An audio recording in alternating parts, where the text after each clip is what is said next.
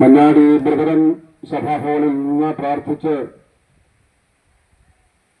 പുറപ്പെട്ട സുവിശേഷ സന്ദേശയാത്ര ഈ പ്രദേശത്തിന്റെ വിവിധ കവലകളിൽ ഞങ്ങൾ കർത്താവിന്റെ സുവിശേഷം അറിയിച്ചുകൊണ്ട് ഇവിടെയും എത്തിച്ചേരുവാൻ ഞങ്ങൾക്കിടയായതിൽ ഞങ്ങൾ കർത്താവിന്റെ നാമത്തെ സ്തുതിക്കുന്നു.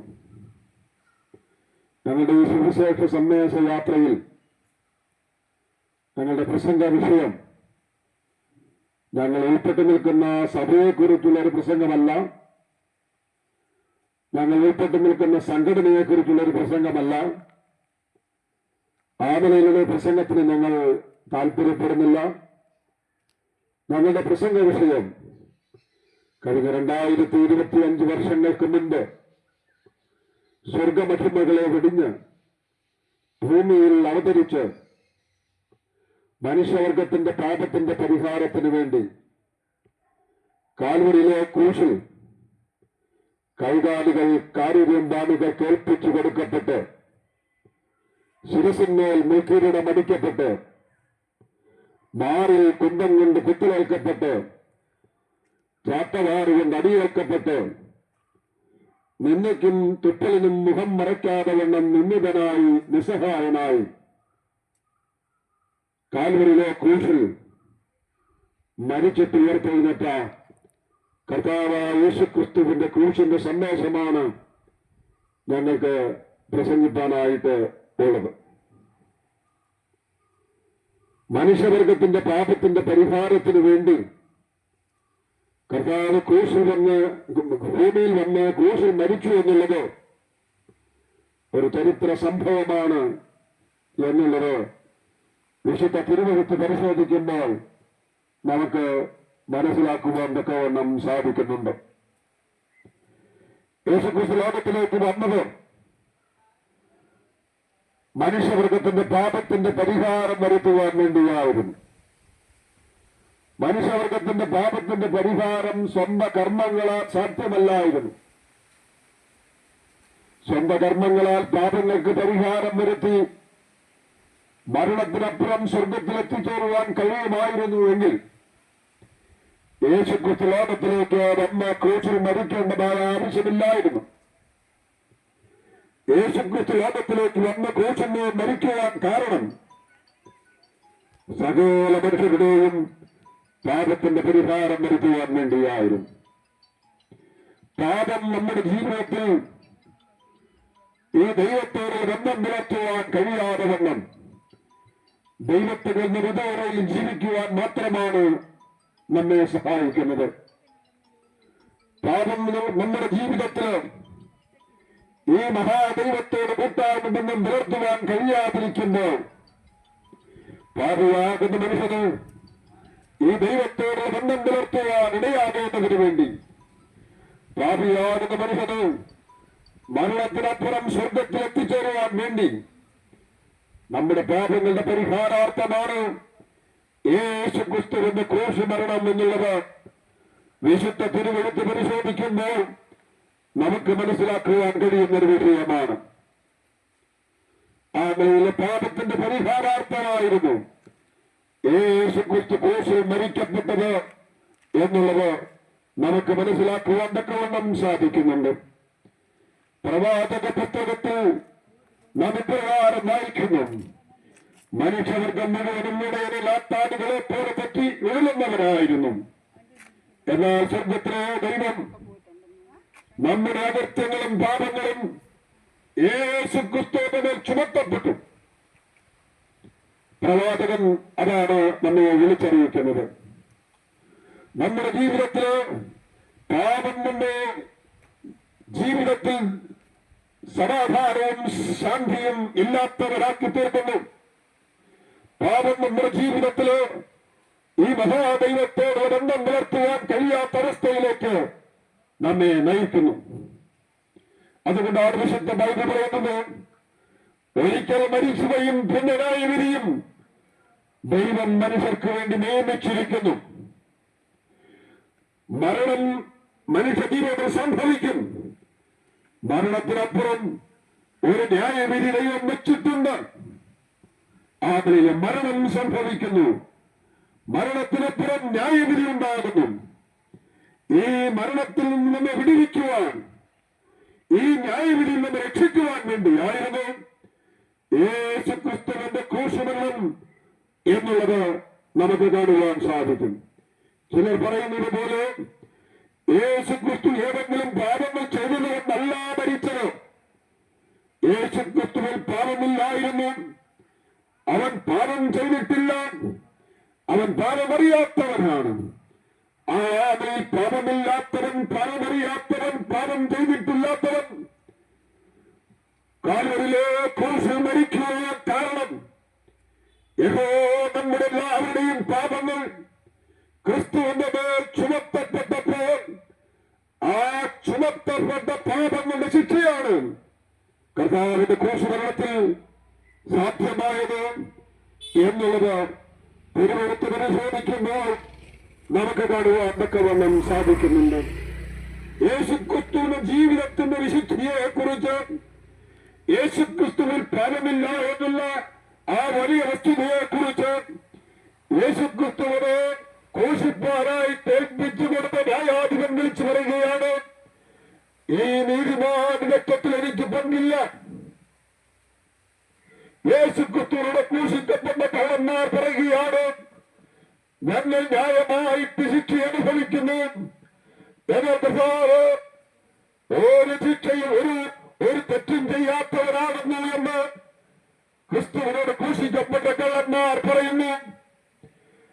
യേശുക്രിസ്തുവിനെ ക്രൂശിപ്പാനായി ഏൽപ്പിച്ചു കൊടുത്ത പീലാത്തോസിന്റെ ഭാര്യ പീലാത്തോസിനോട് പറയുന്നു, ആ നീതിമാന്റെ കാര്യത്തിൽ നിങ്ങൾ ഇടപെടരുത്, യേശുക്രിസ്തു നീതിമാൻ എന്നാണ് പീലാത്തോസിന്റെ ഭാര്യ പറയുന്നത്. യേശുക്രിസ്തുവിനെ കുറിച്ച് അങ്ങനെ എല്ലാവരും അവൻ നീതിമാനാണ്, പരിശുദ്ധനാണ്, അവനിൽ പാപമില്ല, അവൻ സ്വർഗത്തേക്കാൾ ഉന്നതനാണ്, അവൻ വിശുദ്ധനാണ്, പരിശുദ്ധനാണ് എന്നുള്ള കാര്യമെല്ലാവരും സാക്ഷ്യപ്പെടുത്തി. എന്നാൽ അങ്ങനെയുള്ളതായ ഈ സാക്ഷ്യം തന്റെ ജീവിതത്തിൽ ഉണ്ടായിരുന്നിട്ടും യേശുക്രിസ്തു ക്രൂശിക്കപ്പെടുവാനിടയായി തീർന്നു. അത് മനുഷ്യവർഗത്തെ സ്നേഹിച്ചുകൊണ്ടായിരുന്നു. മനുഷ്യവർഗത്തിന്റെ പാപത്തിന്റെ ശിക്ഷ മുഴുവനും മനുഷ്യവർഗം തന്നെ അനുഭവിക്കുവാനിടയായി തീർന്നാൽ ആ ശിക്ഷാവധിയിൽ നിന്ന്, ആ ന്യായവിധിയിൽ നിന്ന് മനുഷ്യവർഗത്തിന് ഒരിക്കലും വിടുതൽ പ്രാപിക്കാൻ കഴിയാതിരിക്കുന്നത് കൊണ്ട് ഭാവിയെ സ്നേഹിച്ചുകൊണ്ട് വലിയവനായ ദൈവം ഭാവിക്ക് വേണ്ടി അനുഭവിച്ച ശിക്ഷയാണ് കാൽവരിയിലെ മരണമെന്നുള്ളത് നമുക്ക് കാണുവാൻ സാധിക്കുന്നുണ്ട്. യേശുക്രിസ്തുവിന്റെ കൈകളിൽ അണിയടിക്കപ്പെടുമ്പോൾ, യേശുക്രിസ്തുവിന്റെ ശിരസിന്മേൽ മുൾക്കിനോട് മടിക്കപ്പെടുമ്പോൾ, യേശുക്രിസ്തുവിന്റെ മാർഗങ്ങൾ കൊണ്ട് കുത്തേൽക്കപ്പെടുമ്പോൾ, ചാട്ടവാറുകൊണ്ട് അടിയേൽക്കപ്പെട്ട് നീളത്തിൽ കീറപ്പെടുമ്പോൾ, തന്റെ ശരീരത്തിൽ എടുക്കപ്പെട്ട രക്തം മനുഷ്യവർഗത്തിന്റെ പാപത്തിന്റെ ശുദ്ധീകരണത്തിന് വേണ്ടിയായിരുന്നു. മനുഷ്യവർഗത്തിന്റെ പാപത്തിന്റെ പരിഹാരം വരുത്തുവാൻ വേണ്ടിയായിരുന്നു. ആദരിൽ മനുഷ്യന്റെ പാപത്തിന്റെ പരിഹാരം വരുത്തുവാൻ മനുഷ്യവർഗത്തെ സേവിച്ചുകൊണ്ട് നമ്മുടെ പാപങ്ങളെല്ലാം ക്രിസ്തു സമരസാൽ ഏറ്റെടുത്തുകൊണ്ട് ആ പാപങ്ങളും ചുമന്നുകൊണ്ട് ക്രൂശിന്മേൽ കയറി എന്നാണ് നാം വായിക്കുന്നത്. തിരുവെഴുത്ത് പ്രകാരം പറയുന്നു, നാം പാപം സംബന്ധിച്ച് മരിച്ച് നീതിക്ക് ജീവിക്കുവാൻ ക്രിസ്തു നമ്മുടെ പാപങ്ങളെ ചുമന്നുകൊണ്ട് ക്രൂശിന്മേൽ കയറി. പ്രവാചകൻ പറയുമ്പോൾ ദൈവം, യഹോവയായ ദൈവം ക്രിസ്തുവിന്റെ മേൽ നമ്മുടെ പാപങ്ങളും അകൃത്യങ്ങളും ചുമത്തപ്പെട്ടു. എന്നാൽ ആ ചുമത്തപ്പെട്ട പാപങ്ങൾ കർത്താവ് ചുമന്നുകൊണ്ട് ക്രൂശിന്മേൽ കയറിയത് മനുഷ്യവർഗം പാപം സംബന്ധിച്ച് മരിച്ച് നീതിക്ക് ജീവിക്കുവാൻ വേണ്ടിയായിരുന്നു.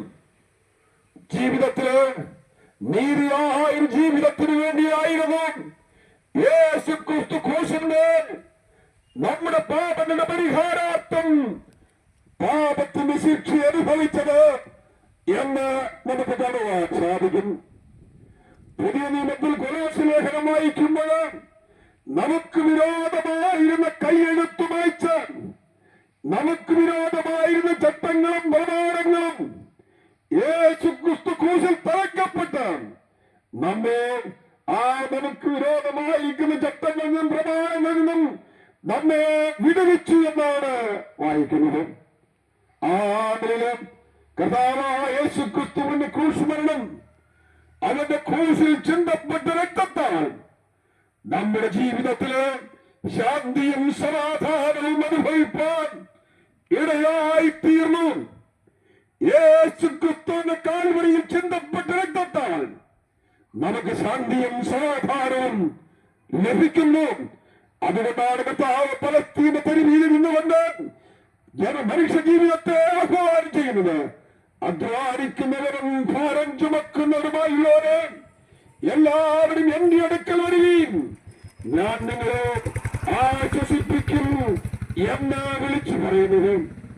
അങ്ങനെ മനുഷ്യ ജീവിതത്തെ ആശ്വസിപ്പിക്കുവാൻ, മനുഷ്യ ജീവിതത്തിന് ശാന്തിയും സമാധാനവും കൊടുക്കുവാൻ, നമ്മുടെ പാപങ്ങൾക്ക് പരിഹാരാർത്ഥം യേശുക്രിസ്തു ക്രൂശിൽ മരിച്ച് അടക്കപ്പെട്ട് ഉയർത്തെഴുന്നേറ്റ് എന്ന സ്വർഗത്തിൽ ജീവിക്കുന്നു. യേശുക്രിസ്തു വ്യക്തമാണ് നമുക്ക് ശുദ്ധീകരണം നൽകുവാനിടയാക്കി തീർക്കുന്നത്. യേശുക്രിസ്തു വ്യക്തമാണ് നമുക്ക് പാപമോചനം നൽകുവാനിടയാക്കി തീർക്കുന്നത്. യേശുക്രിസ്തു വ്യക്തമാണ് നമ്മെ പാപത്തിന്റെ ബന്ധനങ്ങളിൽ നമ്മെ സ്വതന്ത്രമാക്കുവാനിടയാക്കി തീർക്കുന്നത്. യേശുക്രിസ്തു വ്യക്തമാണ് നമ്മുടെ ജീവിതത്തിൽ ദൈവത്തിൽ അകന്നുപോയ മനുഷ്യവർഗത്തിന് ദൈവത്തോട് ബന്ധം പുലർത്തുവാനിടയാക്കുന്ന മാർഗമെന്നുള്ളത് നമുക്ക് തിരുവെടുത്ത് പരിശോധിക്കുമ്പോൾ കാണുവാൻ തക്കവണ്ണം സാധിക്കുന്നുണ്ട്. ഇത് രാഷ്ട്രീയ തലങ്ങളിലേക്ക് നോക്കിയാൽ സമാധാനമില്ലാത്ത പ്രഹരങ്ങളുടെ അനുഭവത്തിൽ മുൻപോട്ട് പോവുകയാണ്. സഭാതലങ്ങളിലേക്ക് നോക്കിയാൽ സമാധാനമില്ലാത്ത അനുഭവത്തിലേക്ക് പോയിക്കൊണ്ടിരിക്കുകയാണ്. ജീവിതത്തിന്റെ ഏതൊരു തുറകളിലും ശാന്തിയും സമാധാനവും അനുഭവിക്കാതെ വണ്ണം പ്രശ്നങ്ങൾ വാഴുകയാണ്. എന്നാൽ പ്രശ്ന പരിഹാരത്തിന് കർത്താവായ യേശുക്രിസ്തുവിന്റെ ക്രൂശിലെ സ്നേഹം നമ്മുടെ ജീവിതത്തില് സഹായകമാകുന്നു എന്ന് കാണുവാൻ സാധിക്കും. ഞാൻ ഇവിടെ നിന്നുകൊണ്ട് യേശുക്രിസ്തുവിന്റെ ക്രൂശിൽ ചിന്തപ്പെട്ട രക്തത്താൽ നമുക്ക് സാധ്യമായ അനുഭവം എന്തൊക്കെയാണ് എന്നുള്ളത് വളരെ വേഗത്തിൽ പറഞ്ഞതിന് ഇരുത്താൻ ആഗ്രഹിക്കുകയാണ്. ഒന്നാമതായിട്ട് യേശുക്രിസ്തു കിട്ടുമ്പോൾ നമുക്ക് സാധ്യമായ അനുഭവം, മുൻപ് ദൂരസ്ഥരായിരുന്ന നാം ക്രിസ്തുവിന്റെ രക്തത്താൽ ദൈവത്തോട് സമീപസ്ഥരായി തീർന്നു. ദൈവത്തിലേക്ക് അടുത്തു വരുവാൻ കഴിയാത്ത അവസ്ഥ, ദൂരസ്ഥരായി കഴിയുന്ന അവസ്ഥയിൽ യേശുക്രിസ്തുവിന്റെ രക്തത്തിൽ ആശ്രയിക്കുന്ന ഏതൊരു വ്യക്തിക്കും ദൈവത്തോട് സമീപസ്ഥരായി ജീവിക്കുവാൻ കഴിയും. ദൈവമാണ് നമുക്ക് ജീവിതം തന്നത്, ദൈവമാണ് നമുക്ക് സൗഖ്യം തരുന്നത്, ദൈവമാണ് നമുക്ക് ജീവിതത്തിന്റെ എല്ലാ കാര്യങ്ങളും നൽകി തരുന്നത്. നാം ഈ ഭൂമിയിൽ ജീവിക്കുവാൻ തക്കവണ്ണം പ്രാണമായി നൽകി തന്ന ദൈവമാണ്. നമുക്ക് താമസിക്കുവാൻ ഭവനം ഉണ്ടാക്കി തന്നത് ദൈവമാണ്. ആ ദൈവത്തിന്റെ അടുക്കിലേക്ക് ചെല്ലുവാൻ നമുക്ക് യോഗ്യതയില്ലായിരുന്നു. പാപം നമ്മെ ദൈവത്തിൽ അകറ്റുന്ന ഒരവസ്ഥയായിരുന്നു. എന്നാൽ പാപത്തിന്റെ ഫലമായി ദൂരസ്ഥരായിരുന്ന നമ്മെ ക്രിസ്തുവിന്റെ രക്തത്താൽ ദൈവത്തോട് സമീപസ്ഥരായി തീരുവാൻ ഇടയായി തീർന്നു. രണ്ടാമത്തെ ഭാഗത്ത് യേശുക്രിസ്തു രക്തത്തിന്റെ മറ്റൊരു പ്രത്യേകത, വെളിപ്പാട് പുസ്തകം 1-ാം അധ്യായം 6-ാം വാക്യം വായിക്കുമ്പോൾ ഇങ്ങനെ വായിക്കുന്നു: നമ്മെ സ്നേഹിക്കുന്നവരും നമ്മുടെ പാപം നോക്കി നമ്മെ തന്നെ രക്തത്താൽ വിടുവിച്ചു എന്നാണ് വായിക്കുന്നത്. നമ്മെ സ്നേഹിക്കുന്നവൻ, കാൽവരിയിലെ ക്രൂശിൽ നമ്മെ സ്നേഹിക്കുന്നവൻ യേശുക്രിസ്തു രക്തത്താൽ നമ്മെ വിടുവിച്ചു. നാം ബന്ധനത്തിലായിരുന്നു. വിടുവിച്ചു എന്ന് പറയുമ്പോൾ എവിടെയോ ബന്ധിച്ചിരിക്കുന്നു. എന്ന് ഞങ്ങൾ പ്രസംഗിക്കുന്ന ക്രിസ്തുവിന്റെ രക്തം പാപത്തിന്റെ ബന്ധനങ്ങളിൽ നിന്ന് നമുക്ക് സ്വാതന്ത്ര്യം നൽകുന്നതാണ്.